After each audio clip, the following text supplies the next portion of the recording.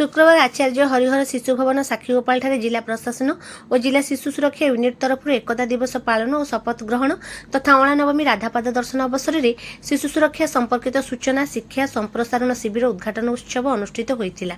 यह कार्यक्रम स्थानीय प्रशासन सहायतार आयोजित होता। मुख्य अतिथि भाव में अतिरिक्त जिलापाल शरद चंद्र बेहेरा जोग देइथिबा बेले जिला सूचना और लोकसंपर्क अधिकारी संतोष कुमार सेठी, उप आरक्षी अधीक्षक तिलोत्तमा राउत, शिशु मंगल कमिटी सदस्य उपेन्द्र विश्वाल, किशोर न्याय बोर्ड सदस्य महावीर रुद्रनारायण साहू, सुरक्षा अधिकारी शुभनारायण शतपथी, आईन परिवीक्षक अधिकारी संतोष कुमार साहू, सामाजिक कर्मी विजय कुमार परिडा, चाइल्ड हेल्पलाइन कर्मकर्ता सूर्यकांत पंडा, भवानी शंकर पल्लई प्रमुख उपस्थित थिले। अतिरिक्त जिलापाल आचार्य हरिहर शिशु भवन परिसर को परिदर्शन रे जाई एकता दिवस शपथ ग्रहण में अंशग्रहण करथिले और शिशु मानक सह वार्तालाप करथिले। एहा परे शिशु सुरक्षा संबंधी सूचना शिक्षा संप्रसारण शिविर उद्घाटन करने सहित आश्रम अंतेवासी सहित राधापाद दर्शन करथिले।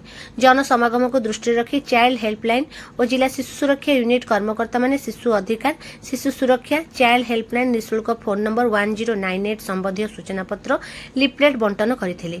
एही कार्यक्रम में आचार्य हरिहर शिशु भवन अधीक्षक सुबोध कुमार स्वाई और कर्मकर्ता माने सहयोग करथिले।